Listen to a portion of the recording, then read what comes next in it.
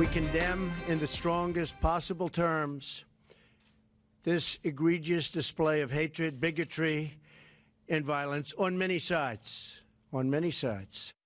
Many sides. That was President Trump on Saturday. He was blasted by Democrats and Republicans alike for failing to call out the KKK, white nationalists, and neo-Nazis by name. But that made the extreme right extremely happy. Here's how the right-wing hate website, The Daily Stormer, responded to those comments from the president on Saturday. Quote, Trump comments were good. He didn't attack us. He just said the nation should come together. Nothing specific against us. He said that we need to study why people are so angry, and that implied there was hate on both sides. So he implied the Antifa are haters. There was virtually no counter-signaling of us at all. He said he loves us all. Also refused to answer a question about white nationalists supporting him. No condemnation at all. When asked to condemn, he just walked out of the room. Really, really good. God bless him. If you needed more, David Duke, the former KKK leader and early Trump supporter, had this to say. This represents a turning point for the people of this country. We are determined to take our country back. We're going to fulfill the promises of Donald Trump. That's what we believed in. That's why we voted for Donald Trump, because he said he's going to take our country back. Now, you'll remember during the campaign, Donald Trump created a lot of controversy when he failed to denounce David Duke. Here's that. Will you unequivocally condemn David Duke and say that you don't want his vote or that of other white supremacists in this election? Well, just so you understand, I don't know anything about David Duke, okay? I don't know anything about what you're even talking about with white supremacy or white supremacists. So I don't know. I don't know what group you're talking about. You wouldn't want me to condemn a group that I know nothing about. Okay. I mean, I'm just talking about David Duke and the Ku Klux Klan. Now, after that created the firestorm that you would expect it would have, Trump did finally blast David Duke. But just like with Charlottesville, it took time. Here's the president today, 2 full days after the violence, finally calling out the racists by name. We must love each other, show affection for each other, and unite together in condemnation of hatred, bigotry, and violence.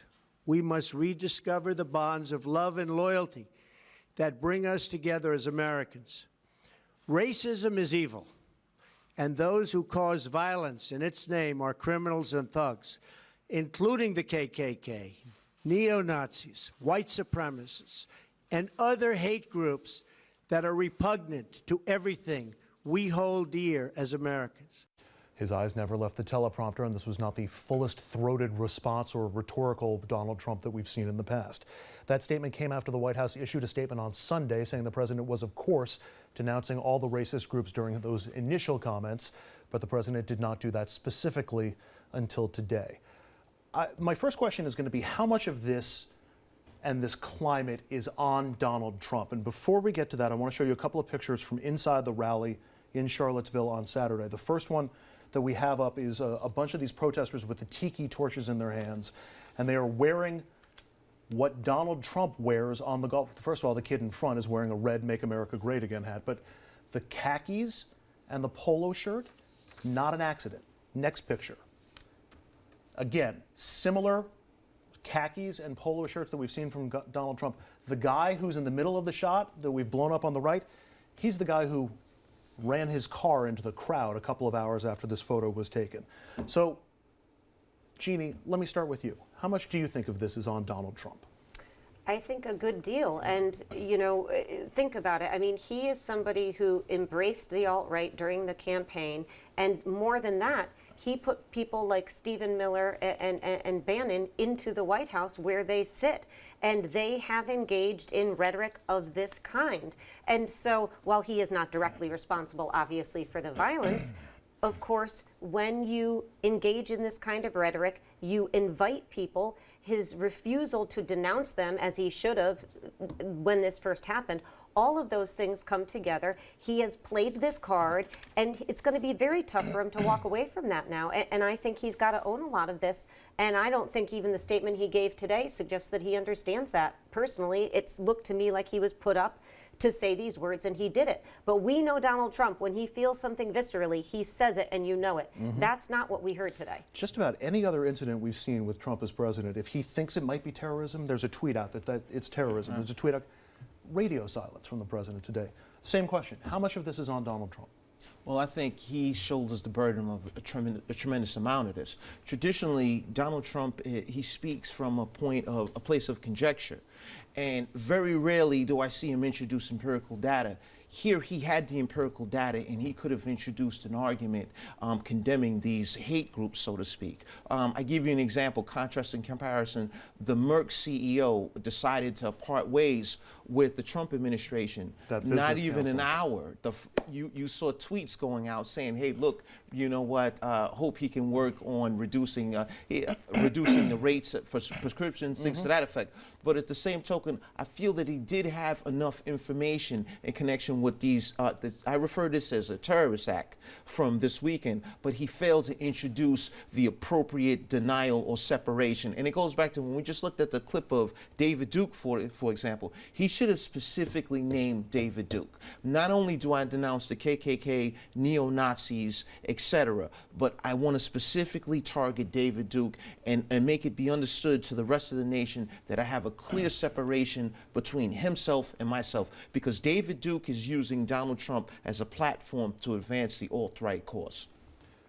Dominic, is this racism from the president, or is he simply seeing that it is advantageous to him politically to sort of not cut off the flame for these folks? I strongly believe the latter, that many of these people are Mr. Trump's base.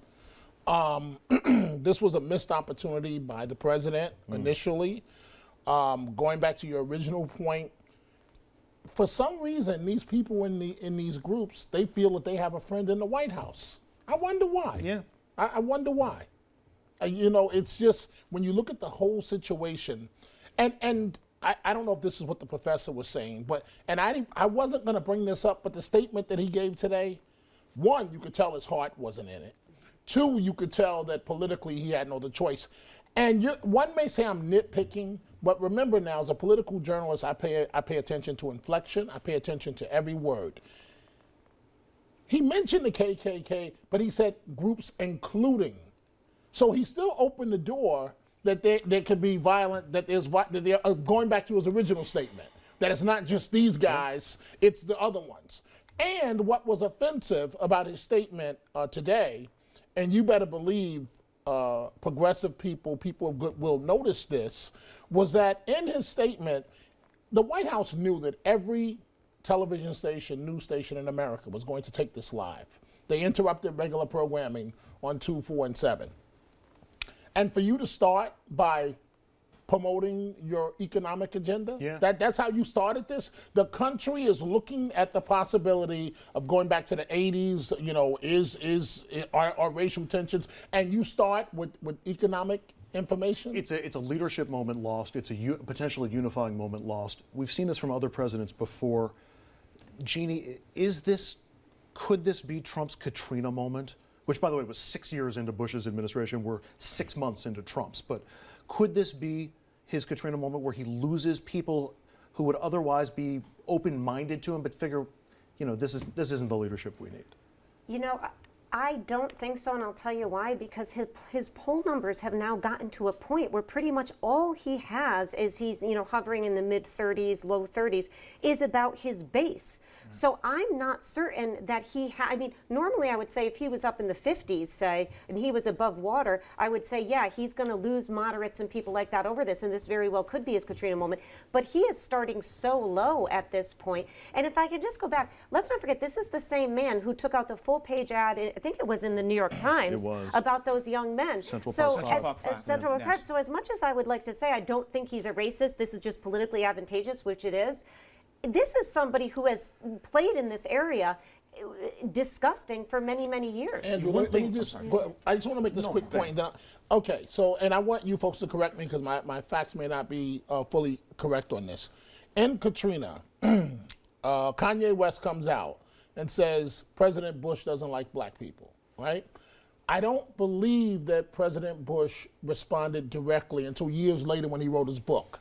Now let's fast forward to, you're dealing with a racial crisis. You're dealing with, to your point, the CEO of a major company who was so upset a black man who quit your board or whatever it was, and you don't tweet for 48 hours on a woman losing her life and 2 law enforcement, I believe state troopers, but within an hour you are criticizing directly or indirectly the black CEO at a time of crisis within an hour. I want to get to one more political question, and this may be the most difficult of all of them as I was prepping for the show today. We focused a lot in the aftermath of last year's election on disaffected, white, mostly male, working class, high school educated but not college educated voters, particularly in Pennsylvania, Michigan, Ohio, and Wisconsin, the states that tilted the election for Donald Trump. We assumed that all of their frustration, the large bulk of their frustration, was economic, that they don't have access to the middle class lifestyle that they expected. Is there also a social connection here between the dog whistles that we're getting from the White House and those voters? Jeannie, is he playing not only to the economic fears of those voters, but also to the societal fears? This America that you loved and that your family knew for years, it's all changing.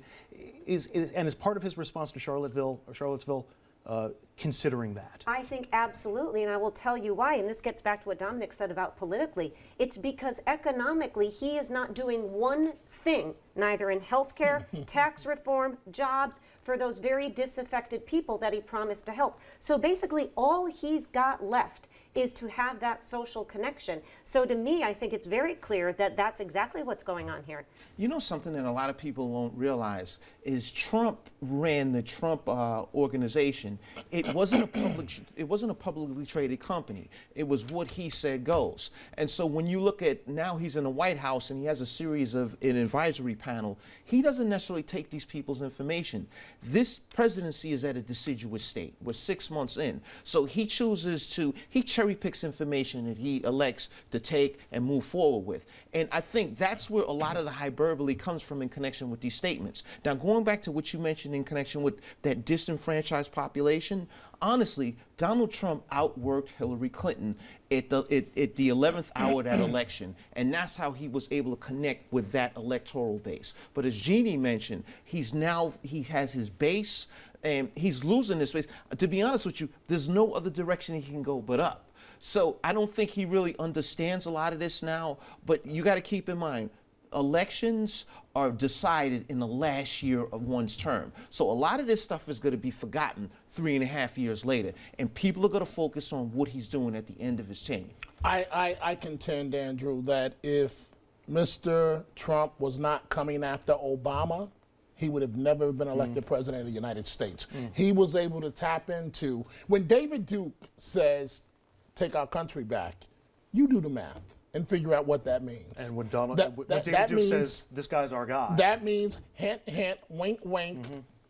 The black guy that just ran the country, that's a wrap. We're taking it back. All right, up next, people are focusing on the white nationalists and the racists and the president's response to what happened, but not a lot of people are talking about the heavily armed militia guys who were allowed to march thanks to Virginia's open carry laws. We're going to explain why that's a disturbing part of this whole mess next.